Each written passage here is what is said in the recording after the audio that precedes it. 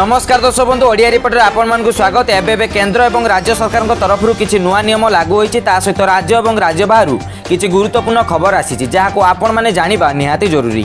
तबे दया करी भिडियोटी को आरंभ रु शेष पर्यंत निश्चय देखंतु। ता सहित एई भिडियोटी को आपण मानक सांगसाथी बहु मात्रा रे शेयर करंतु। एथि सहित प्रतिदिन एही बळी ब्रेकिंग न्यूज देखिया पई आम चैनल को एबे ही सब्सक्राइब करंतु। ता सहित पाखरे आसितो बेल आइकन को मध्य निश्चय प्रेस करंतु जहा द्वारा आमे जेबे भी जेकोनी समय वीडियो अपलोड करिवु ताहाको आपण सर्वप्रथम देखि परिबे। तबे चलतु आ डेरी न करी आजिकार खबर उपर नजर पकाइबा। प्रथम खबर, केंद्रीय कर्मचारी एक खुशी खबर, वृद्धि होई पारे बेसिक सैलरी। विधानसभा निर्वाचन पूर्व केंद्र सरकारी कर्मचारी माने एक उपहार पाई पारंती। केंद्रीय कर्मचारी दरमा वृद्धि आशा करा जाउछि। गणमाध्यम रिपोर्ट अनुसार मोदी सरकार मध्य फिटमेंट फैक्टर वृद्धि करने को चिंता करछंती। यह कहुजे केंद्रीय कर्मचारी सर्वनिम्न मौलिक दरमा 18,000 टंका परिवर्ते 26,000 टंका हो पारे। तबे परवर्ती खबर, कर्मचारी बहुत बड़ खुशी खबर, पुणी बढ़िबो महंगा भत्ता। जानतु केते वृद्धि हेबो दरमा। तबे 7th पे कमिशन DAH की सेंट्रल गवर्नमेंट एम्प्लॉइज केंद्र कर्मचारी को नूतन वर्षर प्रथम मासरे पुणी थरे खुशी खबर मिली पारे। तबे जनवरी 2022 रे महंगा भत्ता पुणी थरे वृद्धि हेबाकु जाउछि। अर्थात पुणी थरे कर्मचारी दरमा रे बंपर वृद्धि घटिबो। प्राय 3 वर्ष धरी केंद्र कर्मचारी फिटमेंट फैक्टर को नहीं कर दाबी उपरे केंद्र सरकार निष्पत्ति नहीं पारंती। जदि केंद्र कर्मचारी फिटमेंट फैक्टर वृद्धि हुए तबे सेमानकर वैषयिक वेतन रे एक बड़ वृद्धि घटिबो। तबे महंगा भत्तारे केते वृद्धि हेबो ता स्थिर होई नाही। अखिल भारतीय उपभोक्ता मूल्य सूचकांकर नवेम्बर तथ्य आसी सारिछि। तेबे AICPI सूचकांक अनुसार 2 ରୁ 3% महंगा भत्ता वृद्धि हेबो बोली आशा कर जाउछि। तबे परवर्ती खबर, ओडिशा रे बेकाबू हैला कोरोना, दैनिक 1000 शिशु आक्रांत, 21 जिल्ला रे TPR उपर मुहा। ओडिशा रे बेकाबू हैलानी कोरोना। टेस्टिंग ट्रैकिंग ट्रीटिंग पर भी दैनिक संक्रमण लगातार भाव वृद्धि पाउछि। तबे 20 दिन है उपर मुहा रही कोरोना ग्राफ एवं शिशु उपर अधिक प्रभाव पकाई। तबे 0 ରୁ 18 वर्ष बयसर शिशु दैनिक संक्रमण एवं 1000 टपिछि। गुरुवार दिन शिशु दैनिक संक्रमण 872 रही बेले काली 1065 पहुंची। तबे 24 घंटा मध्य एत संख्यक पिला संक्रमित होगा चिंता बढ़ाई। जदि देखा जाए जनवरी 1 रे दैनिक संक्रमण 298 थिबा बेले शिशु संक्रमण 33 रही। तबे एबे भी पिलांको संक्रमण 10% उपर रही। तबे शुक्रवार दिन चिन्हट होइतिबा 10,273 जनक मध्यरु 18 वर्षरु कम बयसर 1065 जन शिशु रहिछंती। अर्थात शिशुंको संक्रमण हार 10.36% रही। तबे परवर्ती खबर, कोरोना हेले बीमा पॉलिसी पई 3 मास पर्यंत अपेक्षा करिवे। कोरोना भूताणु द्वारा संक्रमित होई भल होइतुवा लोकमानकु बीमा पॉलिसी बिक्री करिया बेले कंपनी गुड़िक सावधानता अवलंबन करछंती। सेमानकु सहजरे पॉलिसी देउनांती। एभली ग्राहक मानकु कंपनी गुड़िक 3 मास पर्यंत अपेक्षा करिबाकू कहउछंती। साधारणतः कौनसी रोग द्वारा पीड़ित थिबा व्यक्तिंक पई नुआ बीमा पॉलिसी जारी करिबा बेले 3 मास अपेक्षा करिबा लागि कंपनी गुड़िक कहिथांती। सेही नियम को एबे सेमाने कोविड रोगींक पई लागू करछंती। एबे केवल जीवन बीमा पॉलिसी पई एही नियम को लागू करा जायछि। तबे परवर्ती खबर, पुणी ढिंकिया पाल्टिला रणक्षेत्र, आंदोलनकारी पुलिस मुहामुही, पुलिस रो लाठीचार्ज। पूर्वरु पोस्को प्रकल्प समय गंडगोल क्षेत्र पाल्टी कुजंग ब्लॉक रो ढिंकिया पुणी थरे प्रस्तावित JSW प्रकल्प को नहीं रणक्षेत्र पाल्टी। तबे आंदोलनकारी माने पान वर्ज मापचुप स्थान को जाउथुवा बेले पुलिस सहित मुहामुही होइचंती। परिस्थिति अणायत हेबारु पुलिस आंदोलनकारी ऊपर लाठीचार्ज करिथिया बेले आंदोलनकारी मध्य पुलिस को आक्रमण करछंती। तबे आंदोलनकारी आक्रमण रे 15 रु अधिक पुलिस आहत होइथिया बेले पुलिस माड़े 20 रु अधिक आंदोलनकारी आहत होइतिबा सूचना मिली। तबे पुलिस घटनास्थल यह आंदोलन नेतृत्व नेउथिबा देवेंद्र स्वाई समेत 3 जन को गिरफ्त करिछि। देवेंद्र होउछंती ढिंकियार पूर्वतन समिति सभ्य। ताकू गला अक्टोबर मासरे सरकार समिति सभ्य पदवरु बहिष्कार करथिले। तबे परवर्ती खबर, पुणी लेउटिबो शीत, 3 दिन रे 4 डिग्री खसिबो तापमात्रा। आसंता 3 दिन रे राज्यर तापमात्रा पाखापाखि 4 डिग्री पर्यंत तळकू खसिबो। फल शीत बढ़िबो।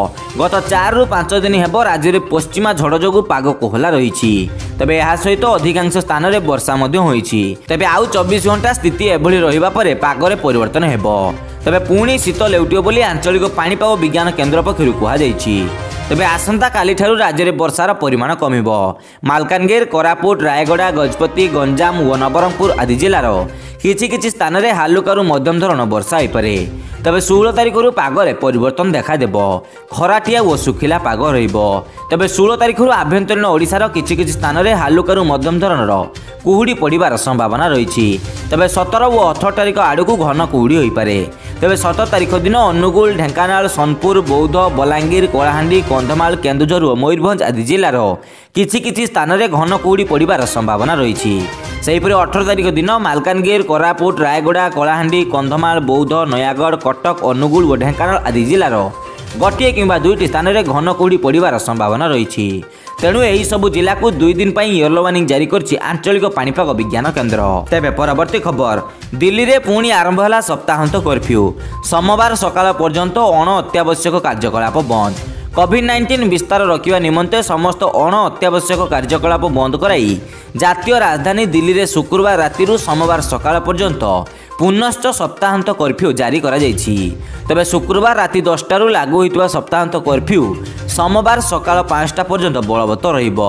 तबे दिल्ली विपर्यय परिचालना कर्तृपक्षक आदेश मुताबक अत्यावश्यक सामग्री व्यवसाय एवं तेजराति, पनीपरिबा और फल, औषध, दुग्ध भली अन्य सेवा जोगाण व्यवसायी को बाद दे बाकी समस्त व्यवसाय बंद रहिबो। तेबे परवर्ती खबर, 8टी सीट्र गाड़ी पई आसिला नुआ नियम। 6 एयरबैग बाध्यतामूलक। 8 पर्यंत सीट थिबा गाड़ी रे 6टी एयरबैग लगाइबा को बाध्यतामूलक करा जायछि। यात्री मानक सुरक्षा को दृष्टि रखी एही निष्पत्ति निया जायछि बोली केंद्र सड़क परिवहन और राजपथ मंत्री नितिन गडकरी कहिसंती। से कहिसंती जे एहा द्वारा सबु वर्गर गाड़ी रे यात्री मानक सुरक्षा को निश्चित करा जाय परिबो। गाड़ीर मूल्य किंबा भारिएंट जहाँ होइथाउ ना कहीं से 6टी एयरबैग लागिबो। ड्राइवर एयरबैग लगाइबा विषय को 2019 जुलाई बाध्यतामूलक करा जायछि। तबे चलित वर्ष जनवरी गाड़ीर आग 2 सीट लगी एयरबैग बाध्यतामूलक करा जायछि। या द्वारा उभय चालक और तांको सह यात्रा करथुवा यात्री सुरक्षा निश्चित करा जाय परिबो बोली से कहिसंती। तेबे परवर्ती खबर, 17 तारिख पर्यंत कटक जिला अदालत और एसडीजेएम कॉम्प्लेक्स शटडाउन रहिबो। कटक जिला अदालत और परिसर थिबा अन्य समस्त अदालत जनवरी 17 तारिख पर्यंत बंद रहिबो। राज्य में कोरोना संक्रमण अप्रत्याशित भाव वृद्धि पाइबा सहित अदालतर बहु कर्मचारी कोरोना आक्रांत होगा घटना को विचार को निया जाई जिला अदालत पक्षरु एपरी विज्ञप्ति प्रकाश पाइछि। तेबे जनवरी 14 तारिख 7 तारिख पर्यंत जिला अदालत कॉम्प्लेक्स और एसडीजेएम अदालत कॉम्प्लेक्स को संपूर्ण भाव शटडाउन करा जायछि। तेबे कटक मुख्यालय रे कोर्ट और यार कार्यालय रे जनवरी 18 तारिख स्वाभाविक कार्य आरंभ हेबो। तेबे कोर्ट कॉम्प्लेक्स को कंटेनमेंट जोन भाव सीएमसी पक्षरु गत 13 तारिख रे घोषणा करा जिवो। परे जिला अदालत पक्षरु आज एपरी विज्ञप्ति प्रकाश पाइछि। तबे जिला अदालत परिसर संलग्न कटक बार एसोसिएशन कोठा कंटेनमेंट जोन परिसर अंतर्भुक्त होइतिबारु एहाकु मध्य शटडाउन घोषणा करा जायछि। तबे परवर्ती खबर, ड्राइवर व होम डिलीवरी बॉय लिफ्ट व्यवहार कले देबे 300 टंका फाइन। ड्राइवर घरोई सहायिका व होम डिलीवरी बॉय व्यवहार करि परिबेनी लिफ्ट व्यवहार कले देबे 300 टंकार फाइन। कथाटी शुणी आपण आश्चर्य होइगले। भारत रे लोकंक भितर भेदभाव किछि नुआ नुहे। दुखर कथा जे एपरी अनेक उदाहरण अछि जेउठे घरोई सहायिका होम डिलीवरी करुवा व्यक्ति और ड्राइवर प्रति प्रतिदिन भेदभाव करा जाए। तबे वर्तमान एक मामला सामना को आसीछि जेउथरे ड्राइवर घरोई सहायिका और होम डिलीवरी बॉय प्रति भेदभाव करा जायछि। तबे हैदराबाद एक हाउसिंग सोसाइटी एठारे रहुतुवा लोक माने सेमानंक ड्राइवर घरोई सहायिका और होम डिलीवरी बॉय को मुख्य लिफ्ट व्यवहार न करने को कही। आ सोशल मीडिया रे एही नोटिस एबे भाइराल हेबारे लागिछि। तेबे परवर्ती खबर, टीसीएस इन्फोसिस विप्रो देबे 1 लाख रु अधिक चाकरी। कोरोना महामारी मध्य नियुक्ति आशायी आशाजनक खबर। चलित आर्थिक वर्ष में देशर प्रमुख IT company TCS Infosys Wipro प्राय 1 लाख रु अधिक नियुक्ति देवार संभावना रही। तेबे यही सबू कंपनी माने 2020 रे 31,000 और 2021 रे प्राय 1,70,000 नियुक्ति देइथिले। तबे गत बुधवार दिन देशर द्वितीय बृहत्तम आईटी कंपनी इन्फोसिस कहिथिले जे 2022 रे प्राय 55,000 फ्रेशर को नियुक्ति दिया जिवो। निजर तृतीय त्रैमासिक आर्थिक फलाफल घोषणा करने अवसर में कंपनी यही घोषणा करथिला। तेबे गत डिसेम्बर सुधा कंपनी मोट कर्मचारी संख्या 9,92,67 पहुंची। तेज विप्रो चलित आर्थिक वर्ष में मोट 17,500 नियुक्ति देवाक लक्ष्य रखिता बेले नुआ आर्थिक वर्ष 2022-23 में 30,000 नुआ नियुक्ति देवाक लक्ष्य रखिछि। सेहिपरि देशर बृहत्तम आईटी कंपनी टीसीएस हजार हजार फ्रेशर को नियुक्ति देवाक लक्ष्य रखिछि। तेबे केतक संख्यक नियुक्ति दियाजिबो से संपर्क में कंपनी कौनसी सूचना देना। तेबे परवर्ती खबर, अति आवश्यक नथिले रोगी माने हॉस्पिटल को बारंबार आसंतु नहीं, सूचना देले स्वास्थ्य निर्देशक। हॉस्पिटल में कटकणा संपर्क में प्रतिक्रिया रखिंट स्वास्थ्य निर्देशक डाक्टर विजय महापात्र। से कहते हॉस्पिटल में सबुबले अधिक गहली होता है, एठारे संक्रमणर अधिक आशंका रही, तेणु अति दरकार नथिले रोगी माने हॉस्पिटल को बारंबार आसंतु नहीं। जो मानक साधारण रोग रही लगी टेलीमेडिसिन सेवा आरंभ होती, सेठी जोगाजोग करी सेमाने औषध नहीं पारिबे। एमिति कि ओपीडी अटेंडेंस कमाइबा को भी कहुछि। तेबे हॉस्पिटल रे माइनर सर्जरी नुहे, एबे केवल जरूरीकालीन सर्जरी को प्राथमिकता दियाजिबो। जेभली राज्य में संक्रमण न बढ़िबो सेथिलागि एभली कटकणा लगा जायछि। एही कटकणा रोगी भल पई करा जायछि। तेबे परवर्ती खबर, क्वारंटाइन रे रहिबा नै जारी हैला गाइडलाइन। जानि रखंतु कोन हैला नुआ नियम। राज्य में कोरोना पॉजिटिव बढ़ुता बेले पॉजिटिव चिन्हट हेले संक्रमित 7 दिन पर्यंत होम आइसोलेशन रे रहिबे। तेबे कौनसी लक्षण जदि देखा जाउ नाही तेबे टेस्ट करिवार कौनसी आवश्यकता मध्य नाही।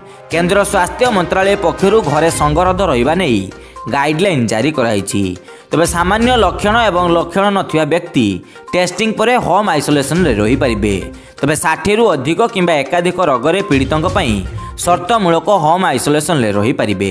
तेबे टेस्ट पॉजिटिव आसीवार 7 दिन पर्यंत होम आइसोलेशन रे रहि परिबे। तेबे 7 दिन रे लगातार 3 दिन ज्वर न आसिले होम आइसोलेशन अवधि सरिबो। तेबे एथि सहित टेस्ट करिबा आवश्यक नाही। तेबे लक्षणहीन संक्रमितों स्पर्श रे आसीथिबा लोके आदौ टेस्ट करिवार दरकार नाही। कोरोना भारिएंट ओमिक्रॉन देश रे द्रुत बेगरे व्यापिबारे लागिछि, किंतु एहार प्रभाव द्वितीय लहर तुलना रे कम रहिछि। तेबे सतर्क रहिबा सहित मास्क पिंधिबा एकमात्र रास्ता। तेबे यह थिला आजिर 10 बड़ मुख्य खबर। तेबे एइबोली प्रतिदिन सकाळर मुख्य खबर देखिया पई हम चैनल को एबे सब्सक्राइब करंतु, आ सहित पाखर बेल आइकन को निश्चय दबा दियंतु। धन्यवाद।